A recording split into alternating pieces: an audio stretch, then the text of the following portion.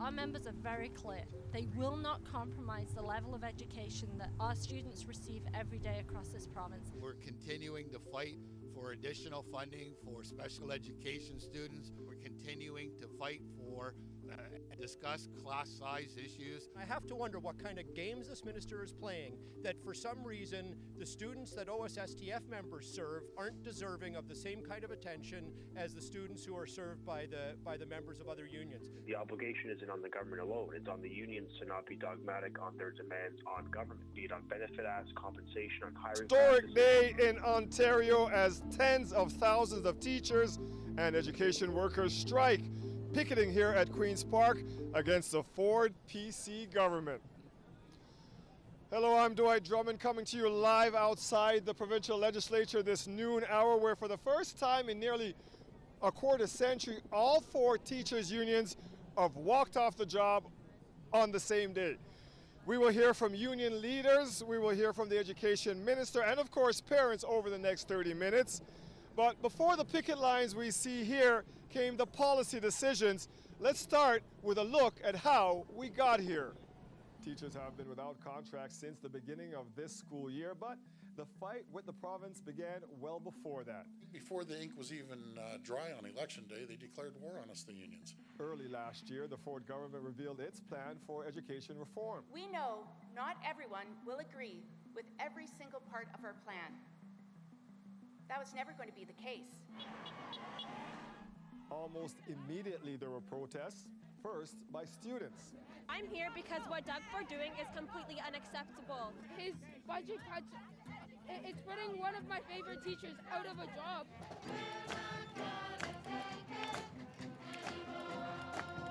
Then teachers held a massive rally at Queen's Park in April. I have like 33 kids in each of my classes, and I can barely fit all my desks in there as it is. I, Stephen Francis Lecce. Fast forward to November, with a new education minister, negotiations remain at a standstill, and teachers' unions voted in favor of strikes. The government and the parties on the other side of the table need to get serious. The end of 2019 saw the beginning of job action. First came work to rule campaigns, then public secondary school teachers held one-day strikes. The one issue that they choose not to talk about on their list, compensation. Negotiations between the province and the unions broke off over the winter holidays. I think compensation increasingly is a major fault line, and I think that's just a truth at the bargaining table. By January, all four unions were hitting the picket line in rotating strikes. Then, last week, the big decision was made. First time in history, all four teacher affiliates are saying the same thing. All major teachers' unions in Ontario would go on strike on the same day.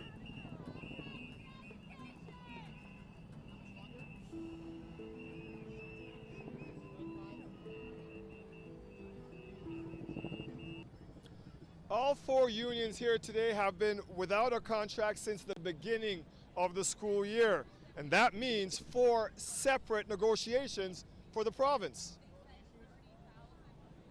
There is one issue that affects them all: compensation.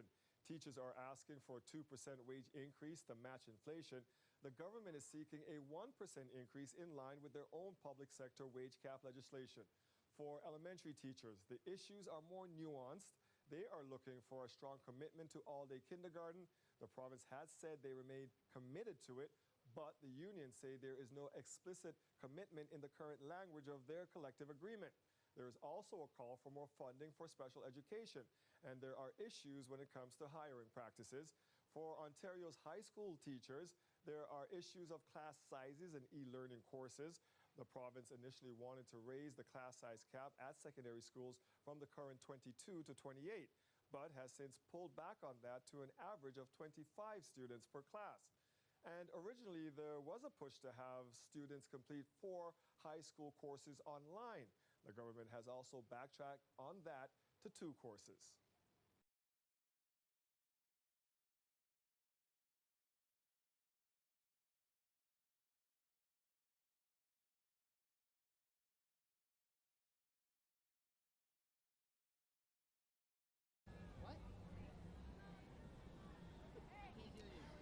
I want to talk to now the president of the Ontario Secondary School Teachers Federation, Mr. Harvey. Bischoff Harvey, first of all, thank you for joining us. We will start, Harvey, with the goal of today. We see this massive sea of protesters behind us. What is the goal behind this? Well, you know, when you have a government that plays politics with publicly funded education, when they claim that the union membership is divided from the leadership, when they claim that parents are divided from educators, we thought it was important that we put on a show of unity in defense of the education system. We haven't done something like this since back in '97. Why are we doing it now? Tell us what it is like in Ontario's high schools these days. Well, it's a virtually unprecedented attack on the education system. So you go all the way back to March 15th when the then education minister announced her plan to cut 1 out of every 4 Ontario high school teachers out of the system. Thousands of education workers who support students with special needs, for example, and to impose this Alabama-style mandatory e-learning program on our students when all the evidence demonstrates that does not lead to student success. When we look at what's happening down here, let me play devil's advocate. Are you guys this far apart that we can't even negotiate at this point? We can't even be at the table together? Well, I would like to say, apparently the education minister has sent signals to the other unions that he's prepared to make some moves that would be productive. We haven't met since December the 16th, and I wonder what kind of game he's playing at that he hasn't sent the same signal to our mediator. Why do the students that OSSTF members serve not deserve the same effort from the minister that the students who are served by the other union members get? Is there any room for compromise from your position, from your union's position, when it comes to the things like the 2% wage increase, e-learning, and class sizes? There's always room for creative problem solving if you're at a bargaining table. So this isn't about black and white. This is about getting to a table and finding ways forward that can satisfy both sides. But if the ministry isn't prepared to come to the table, we can't exercise that kind of creativity. Are you feeling support from parents in this province? Because the more of this goes on, it feels like the kids are in the middle and parents are affected. Are you afraid you might lose support because of action like this? So, of course, that's a concern, but I can tell you, we've been polling every single week since we began taking action on December the 4th. And what that polling has demonstrated for us is parental support, and the support of the general public has simply solidified over that time. It's unprecedented in my time in education, 30 years, and I think it's because parents understand the gravity of the cuts this government is trying to impose. The government keeps saying, well, you know, they've battled with every government from every political stripe. This is something that these teachers' unions do, and there's no room for compromise. They're not compromising enough. That's political spin from a minister who engages in spin on a constant basis. We haven't seen this in over 20 years, and in fact, the last time we saw it was another conservative government. In the meantime, there have been skirmishes along the way, no question. There has been nothing like this in almost 25 years. It is a massive show out here today. Harvey, we always appreciate your time, sir. Thank you very much. Right. Now, of course, Harvey Bischoff, the president of, and I got to fix this here, of the Ontario Secondary School Teachers Federation. We have Mike Crawley that has been talking to our education minister. He's going to join us here. Mike, I know this is your territory here at Queen's Park. Have you seen anything like this at Queen's Park before? Certainly not this number of people. There were some significantly big protests during the Bill 115 time. That was that's back when the Dalton McGuinty government tried to impose contracts on the elementary teachers and the Catholic teacher and the secondary school teachers. You had thousands of teachers protesting on the front lawns of Queen's Park, but this circling the building, it's a fairly impressive sight, and no, I haven't seen anything quite like it. We hear people saying, well, they felt that the Harris government tried to teach these teachers a lesson, these unions a lesson, and there's a feeling that the Ford government is taking that same kind of approach. What are you seeing? I just spoke to Stephen Lecce, the education minister, and I would say that there's been a bit of a ramping down, though, of the rhetoric. It seems that way from the government. They're bargaining very firmly. They're holding firm to their desire for 1% increase. The class size increases and the online learning, it's a very strong sticking point for the unions. This government says it needs to try to get its fiscal house in order. I don't know that you can necessarily compare the level of antagonism that you had under the Ford government, or under the Harris government with the Ford government, but certainly for the teachers, these issues of class size increases and online learning are crucially important to them. And we're hearing from some of the teachers here, they're feeling that they put the numbers so far up, like 28 in the class for e-learning courses, just so they can bring them down to say they are giving something. I mean, that's standard negotiating Yes. techniques, and I asked Stephen Lecce whether what the government was willing to do to compromise, and he kept pointing to that movement from the higher class size down to what is still a higher class size, say average 25, in the secondary, and they would like 22, school. yes. And the same with the online learning. But there is an interesting shift in tone in that the government is talking about seeming to at least open the door to taking those class size increases off the table if the unions are able to offer things that offset the costs. So also there were negotiations last night Yes.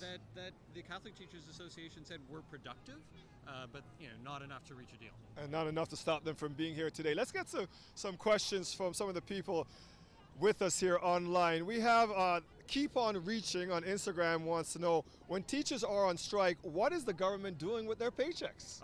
So teachers are actually paid by school boards, and so money is transferred from the provincial government to school boards to pay the teachers. The teachers are docked pay for the days that they strike, and that money would need to come back from the school boards to the government. So there'll be an accounting of all of that. Keep in mind too that the government is using those savings in salary to pay these approximately $25 a day subsidy given to back to the parents, yes. who have kids younger than grade 7 who are having to cover some daycare costs. Obviously $25 doesn't do that, but that's where the government's getting that money from. All right, we have the OECTA president standing by. We'll get to her in a moment, but what I want to talk to you about is, this is a question also from YouTube. Is compensation the only item left for negotiating? I want to confirm kindergarten class size and e-learnings are off the table, and we're just haggling over the 1% at this point. Arbitration already. That seems more like a statement than a question from, I think it's Orlando Dial on YouTube. Gnome Skull on Instagram says, I'm concerned that the Ford government is making e-learning mandatory and it's putting our kids at risk. Yeah, I mean, the thing about this e-learning proposal from the government is they're pitching it to some extent as a way to help kids be more tech savvy.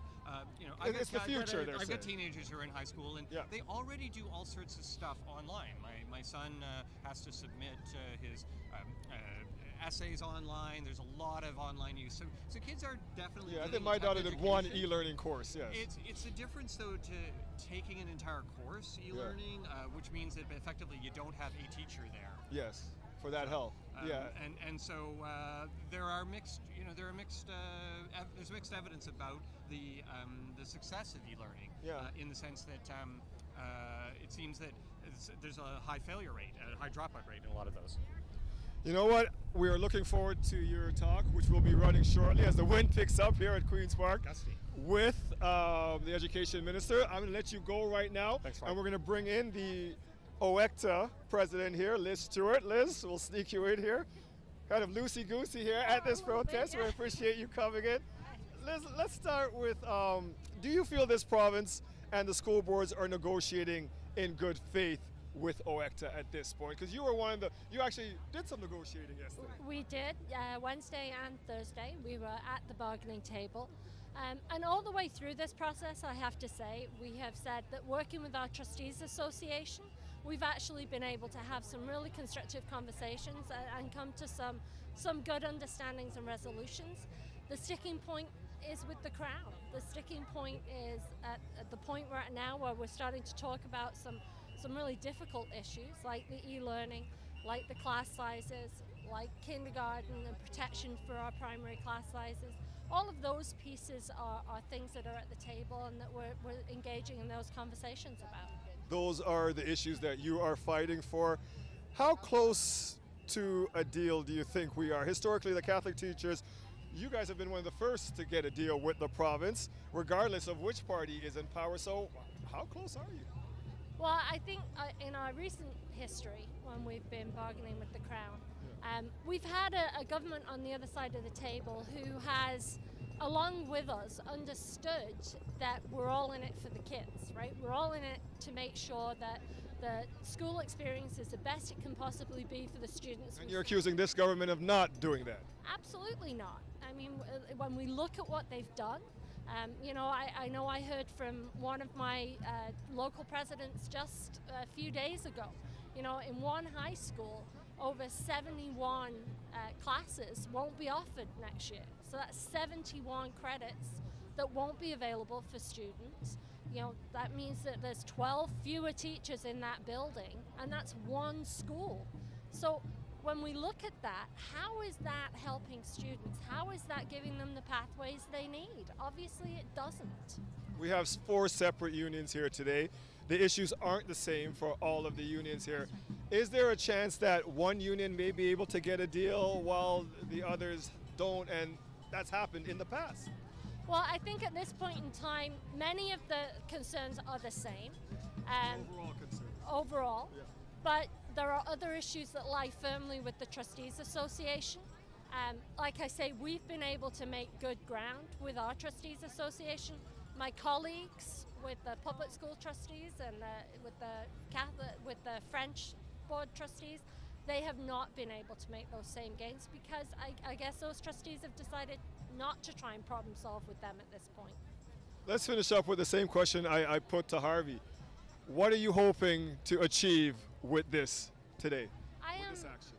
I am really hoping that the government understands that this isn't about, Liz, Harvey, Sam and Remy getting in a room and deciding we're going to take teachers out on strike. This is about all of our members. I mean, we have 30,000 of them here today. Across this province, there are 200,000 teachers and education workers who are stepping up, standing up, and speaking in one voice to say, you gotta take these cuts away. You have to put the money back into the system. We have to support our students moving forward. And is there room for compromise? We will finish with that. Is there room for compromise here to get this deal done? I think each and every one of us would say we sit at a table and we bargain in good faith. We negotiate. We're hoping to move things forward. We haven't. Do you think Stephen Lecce is bargaining in good faith? Well, as you may know, we're currently before the Labour Board because of a bad faith bargaining claim, because the day we sat at the table and started talking about class size, this government passed a regulation. Some of these things you're fighting are in legislation. Absolutely. And so what we're saying is you don't regulate and legislate, you negotiate. And that's how you problem solve and find pathways through. Appreciate your time. Good luck today. Thank you. Thanks. All right, we will be hearing the other side of this from the education ministers shortly. We're also hearing from a lot of you online right now, and I would like to read some of your comments that you are sending us. I think Mike Crawley is also here standing by. We also have a parent here with us. From ZD on YouTube, they said, I live in Ottawa and the school internet is extremely unreliable and spotty, so much so that many teachers have given up online learning at my school. How are we supposed to do online classes? All right, also from our audience, we have Vanderbeek in Grimsby. Please let all the educators know they are not alone, and it sickens me in this day and age that we have to fight for a better way to educate our children in this province. From a lot of people that we're seeing, a lot of the comments we're getting are in support of the teachers, but let's hear from the education minister right now, Stephen Lecce.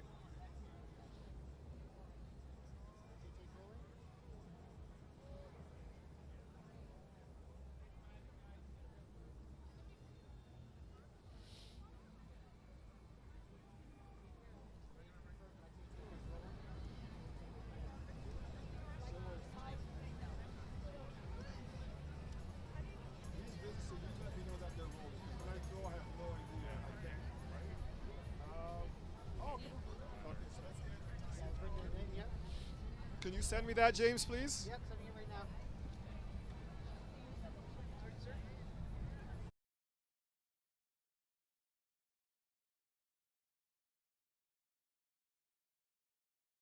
Resolutely focus on getting a deal that keeps kids in class, because we've got to be a good deal for kids. Doesn't this many teachers striking, all 4 unions at the same deal for kids? Minister, tens of thousands of teachers on strike today. What kind of a message are you taking from this mass strike? Look, today I'd rather be negotiating in good faith with the teacher unions, not seeing them escalate. When we had productive talks, the admission of one of the teacher union leaders today, as of last night, they had a choice. They could have continued negotiating with us to get a deal, and I wanted to still do that. But they opted to interrupt that momentum, to continue with the strike when they had an opportunity, two of them, to continue working with the Crown, working with the government to get a deal and end this impasse. So my hope is, after today, we can revert back to working together to collaborate to get a deal. I want parents to know that this strike is having impacts on them. We appreciate that. We want this to come to an end, and we are resolutely focused on getting a deal that keeps kids in class, because it's got to be a good deal for kids. Doesn't this many teachers striking, all four unions at the same time, kind of question the credibility of the Premier's statements that there are a lot of teachers who don't agree with their union leaders? Look, there's a lot of educators, I think, that want to see themselves in class. Overwhelmingly, what I've heard from teachers is they want to be working. The Premier said that as recently yesterday in the Legislature. I think we all agree that frontline workers, we value them, we know they work hard, we compensate them well, and I think we're trying to retain them in schools. But when it comes to the future of this negotiation, you got to be at the table to do that. And when you're outside protesting, when you have a choice to work with us and negotiate, I think parents would probably want, especially at this juncture, so many months into this negotiation, they'd want us to be focused on the negotiation, on an outcome that is defensible, on an outcome that keeps kids in class, and that's what I'm trying to do. Right, so let's talk about those negotiations. If they were productive last night with the Catholic teachers and the Francophone teachers, what's the sticking point? What caused those talks to break down? Well, I mean, as I understand, the President of OECTA has not suggested they've ended. She just suggested that they've paused in some effect, and that her hope is that they'll carry on in the coming days. I agree. I want them to carry on. So what's keeping you apart then? Well, I think overall, one of the big issues that has really more recently come into the discourse is on a regulation related to hiring practices. The unions really are saying that they want to maintain 100% of hiring predicated on seniority. And I'm saying that qualification, merit, and diversity need to be part of the discussion that enables principals to choose the best educator for your child's class. The second issue is benefits. We talked a lot about wages. We haven't talked about benefits really. OSSTF has a request. If that request was accepted, the sector-wide impact, because as you know, it becomes the floor in our negotiation, would be over $650 million. ETFO, the elementary teachers, has a 7% benefits ask. And you know that many folks out there don't have benefits or pensions. Now, I'm not here to say we should reduce them. I'm just simply saying we've got to be reasonable, and we're offering a reasonable increase for pay and benefits. The $1.5 billion increase in compensation, I think, is just not fair to taxpayers. I'd rather see more money go into schools, and I'd rather see us focus on the priorities of parents, be it in STEM education or mental health or special education, which is an issue at the table, that I'm committed to maintaining those investments in future budgets, in this agreement. And full-day kindergarten, I've put in writing a commitment to maintain it in writing, a side letter which of course has precedent in negotiations and is binding and when it comes to collective agreements. I want to be clear. We're going to protect what matters to parents, but we've got to be fair on the wages and benefits. We've got to be putting kids first on the hiring practices. I just don't think those are consistent with parental priorities. So those are the things you want from the unions. Negotiations involve compromise. What are you willing to compromise on to get a deal? Well, first off, I think in the context of online learning, we've made a commitment. Originally, the proposal was 4 courses. It's now down to 2, and I continue to negotiate in good faith with the unions on implementing that. On classroom sizes, I've been clear. We are maintaining the lowest classroom size in Canada for the earliest years of learning. And when it comes to high schools and the other impacts there, I'm prepared to work in good faith with the unions to find an innovative way to keep classroom sizes down. But you can't increase compensation wages by $1.5 billion and then expect all the other investments. You know, in a world of choices which political actors make, I choose investment in students. I'd rather see lower classroom size. I'd rather see more spec education investment than heightened wage and benefit for folks who we value, and I really mean this. My closest friends and family, members of our caucus, are educators. But with respect, we pay them the second highest in Canada. After 10 years of experience, they're the highest paid in the nation. We're doing that. And so I think we just all have to be fair. And yes, I hear your point. We all have to be reasonable. I'm prepared to do it. And I put a commitment in writing to maintain full-day kindergarten, and the elementary teachers decided that night to add a second day of strike the next week. It just seems inconsistent with the good faith offers we're making, but I'm not going to lose sight or lose faith in the process. I want a deal. I want kids in class. We have just about 30 seconds left. Can you tell me what the thing that parents want to know is, when is this going to end? How is this going to end? Look, I understand fully, and I've heard it from parents, I've heard it from educators, I've heard it from everyone. They want this to end. They want kids in class. And I'm committed to achieving that end through a negotiated settlement. I appreciate this cannot go on indefinitely. There's got to be some finality. And my commitment is to, as I've said, redouble our efforts, work in good faith, get a deal that keeps kids in class. And I still believe, notwithstanding the heightened rhetoric that exists, there is a pathway to a deal. And the fact that we've had productive discussions with some of our union partners as of late, EDFO last week, Catholic teachers, French teachers this week, like last night, I think shows you that there's still a pathway, there's still hope. And I remain focused on getting that predictability that I think every child, every parent deserves in Ontario. Thanks, Minister. Thank you.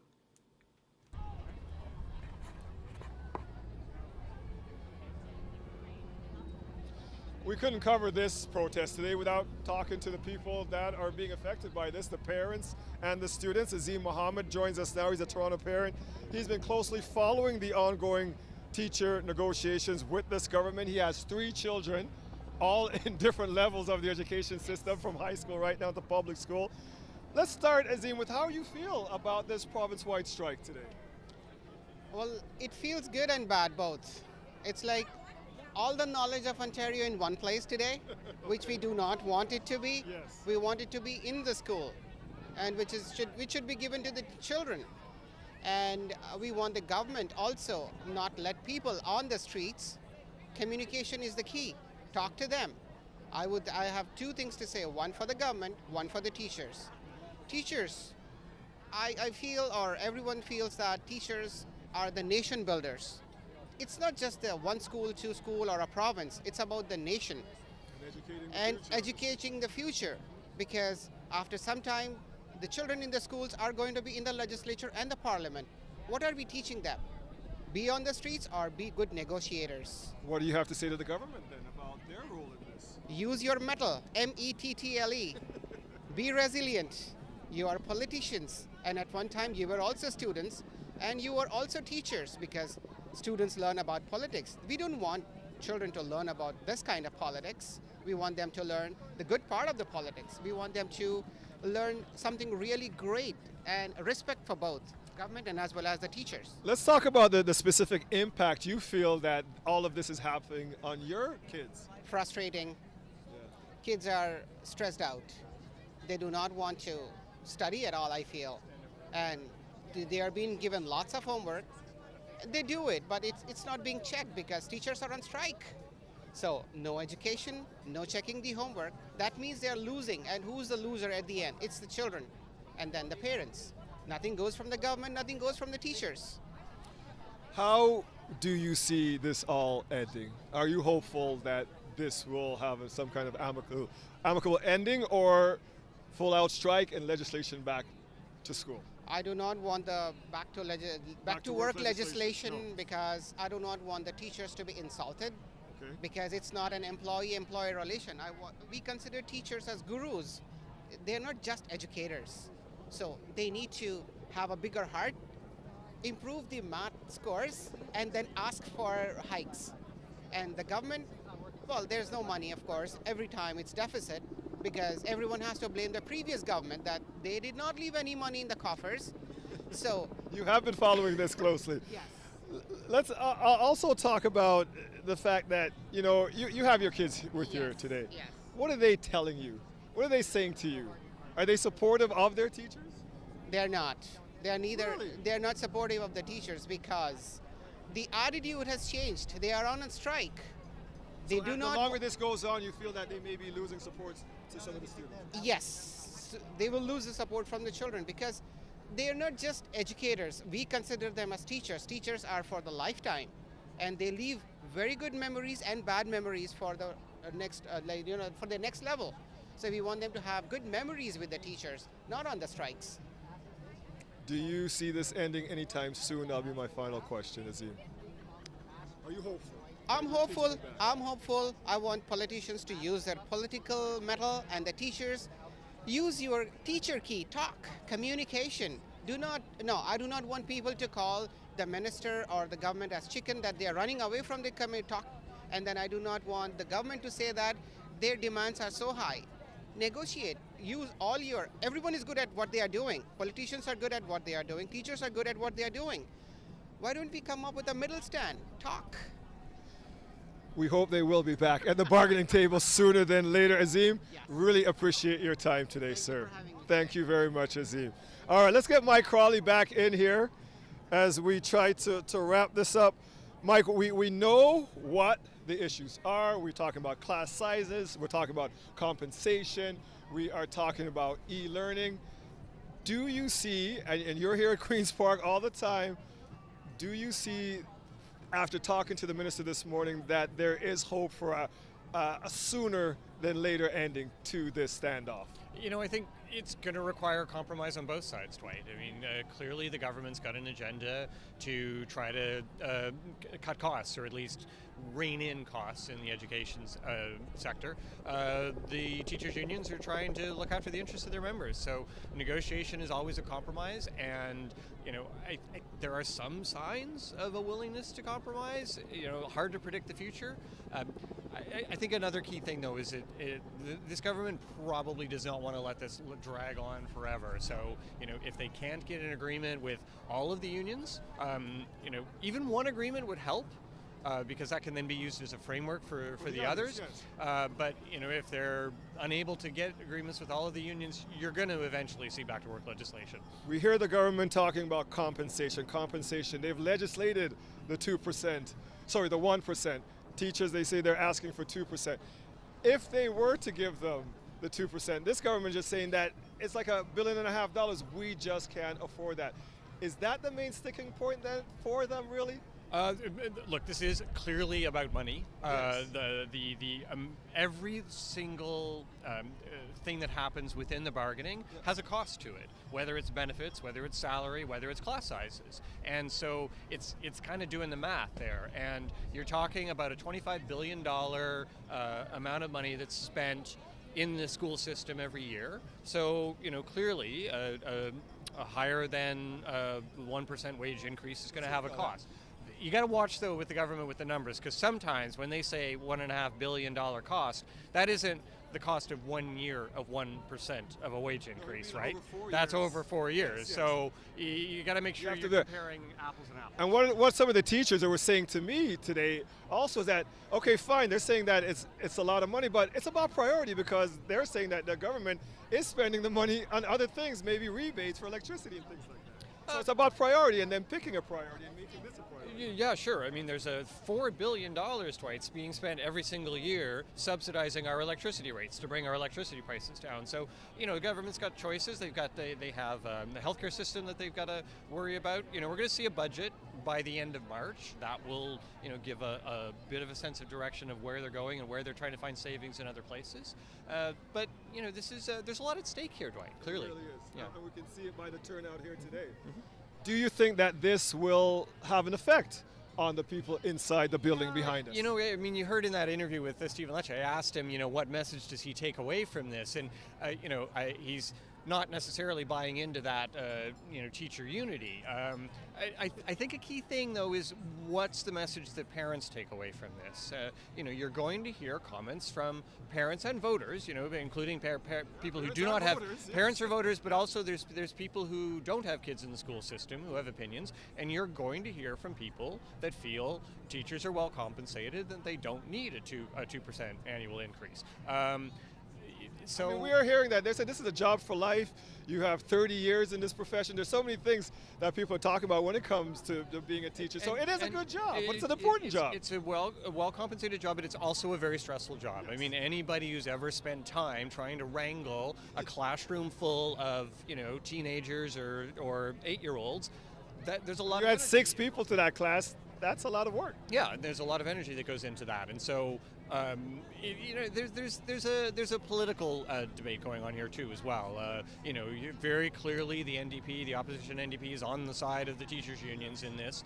You know, it'd be interesting if they were in government and they were facing a fiscal challenge. You know, where would they find the money? I think Bob Ray went through something. Well, and presumably it would be through things like raising taxes, raising corporate taxes. So, you know, all of these are choices that governments have to make, and the Ford government is trying to hold the line on taxes, and therefore they're taking a tough line in the teacher bargaining. And here we are. All right. And who knows how much longer, you know, this is going to be. I mean, I don't know if we're going to see another thing like this. The back to work legislation, though, is clearly, in the back pocket of the government, waiting for the time that it would be appropriate for them to bring it out. Like they can't bring it out too soon, because they have to show they have to show that they've bargained well at the bargaining table, that they've really tried to reach a solution, and that they haven't reached for taking away the teachers' right to strike unjustifiably. Appreciate your insights as always, sir. Our Mike Crawley, Queen's Park reporter here. We want to thank everybody for joining us here at Queen's Park outside the legislature today. We're hearing from the union, they're saying about 30,000 teachers are here today. We're at guesstimates around 20,000. It's hard to judge crowds when they're moving, right? Because they're circling this big thing at Queen's Park. It's certainly a big crowd, and there are a lot of people here. You can stay up to date anytime by downloading the CBC News app or heading to cbc.ca/Toronto. We will have more of this for you, of course, tonight on CBC Toronto News at 6. Thank you for joining us, and we will see you at 6. Thanks, Mike. That's right.